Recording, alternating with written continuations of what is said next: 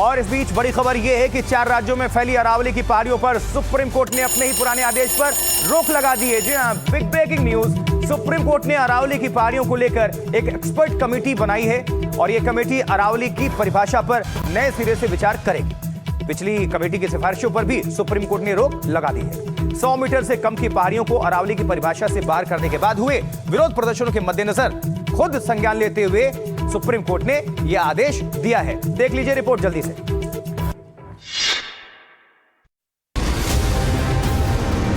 हिमालय से कहीं पुरानी अरावली की पहाड़ियों को लेकर सुप्रीम कोर्ट के एक आदेश के खिलाफ लोग सड़कों पर उतरे। अरावली को बचाने की मांग तेज हुई तो गूंज सुप्रीम कोर्ट तक पहुंची।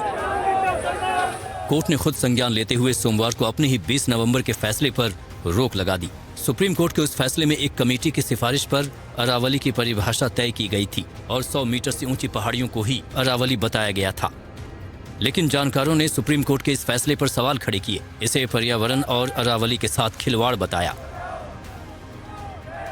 दलील दी कि इससे अंधाधुंध खनन से अरावली की पहाड़ियां बर्बाद हो जाएंगी।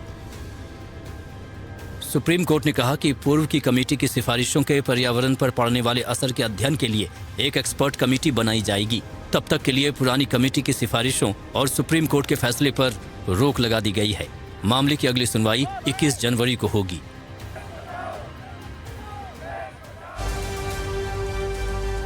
आपको जल्दी से बता देते हैं कि वो मामला क्या था जिस पर 20 नवंबर को सुप्रीम कोर्ट के पूर्व चीफ जस्टिस बी.आर. गवई की अध्यक्षता में 3 जजों की बेंच ने फैसला दिया और हंगामा खड़ा हो गया।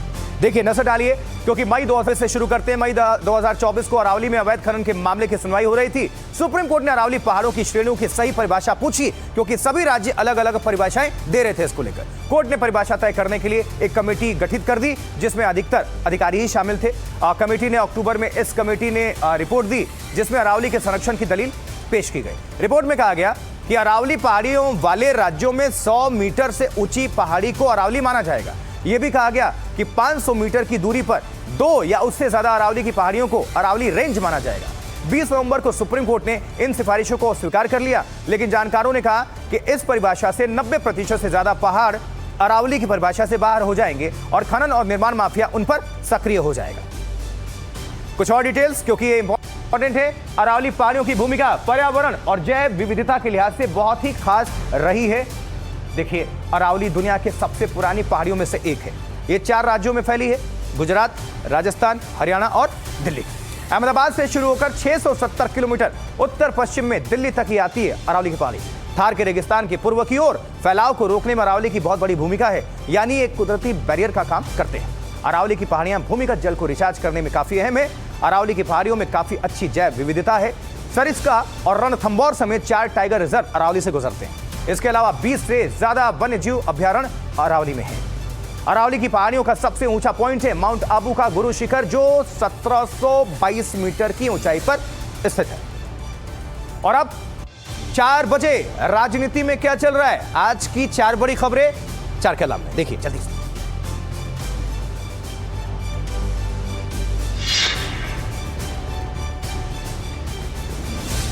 पिपरी चिंचवाड़ महापालिका चुनाव के लिए साथ आए चाचा भतीजा अजित और शरद पवार। अजित पवार ने बीजेपी के पिछले 5 साल के कार्यकाल पर निशाना साधा।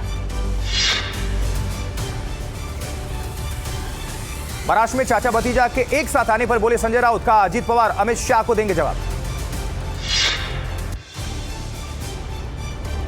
बीएमसी चुनाव से पहले एनसीपी को मुंबई में झटका लगा है। एनसीपी नेता राखी जाधव बीजेपी में शामिल हो गई। वो बीजेपी के विधायक पराग शाह की मौजूदगी में बीजेपी में शामिल हुई। शरद और अजित पवार में गठबंधन पर बोली बीजेपी। नवनीत राणा ने कहा, शरद पवार के कहने पर ही एनडीए में शामिल हुए थे अजित पवार। बड़ी खबर बिहार लिए चलते हैं। बिहार से खबर है, बिहार के समस्तीपुर में चौंकाने वाला एक मामला सामने आ गया है। एक रिटायर्ड फौजी को गले में जिंदा हूं का बोर्ड लगाकर घूमना पड़ रहा है। जी हां, दरअसल एक भूमि माफिया ने इस रिटायर्ड फौजी का मृत्यु प्रमाण पत्र बनवाकर उन्हें मृत घोषित कर दिया। इसके बाद माफिया उनकी जमीन पर कब्जा करने पहुंच गए और ऐसे में इस फौजी को अपने जीवित होने का प्रमाण देने के लिए जिलाधिकारी के पास जाना पड़ गया। ये देखिए, रिटायर्ड फौजी हैं, गले में लगाए हैं मैं जिंदा हूं भाई साहब, लेकिन इनको वो माफिया ने मृत बताकर जमीन कब्जा कर लिया। रिपोर्ट देखिए।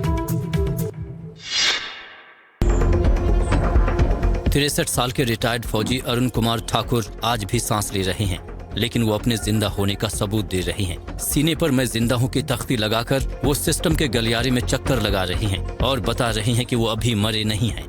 ये कहानी आपने फिल्म कागज में देखी होगी, जिसे समस्तीपुर के रिटायर्ड फौजी हकीकत में बदल रहे हैं। मेरा मृत्यु प्रमाण पत्र बनाया इस गांव का लोगों ने, जिससे मैं लेके ये घूम रहा हूँ जी, ताकि गांव वाले को दिखाई दे जो मैं जिंदा हूँ। रिटायर्ड आर्मी जवान को सरकारी कागजों में इसलिए मृत घोषित कर दिया गया ताकि उनकी जमीन पर कब्जा किया जा सके।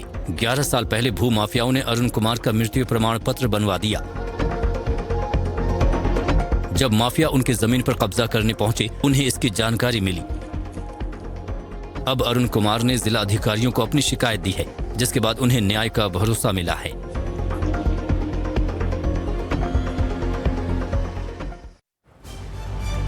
फिलहाल वक्त एक छोटे से ब्रेक का है, लेकिन आप कहीं ना जाएं, बने रहें, देखते रहें चार का अलार्म लगातार जारी है। एनडीटीवी इंडिया पर छोटा सा ब्रेक, लौटने चलते हैं।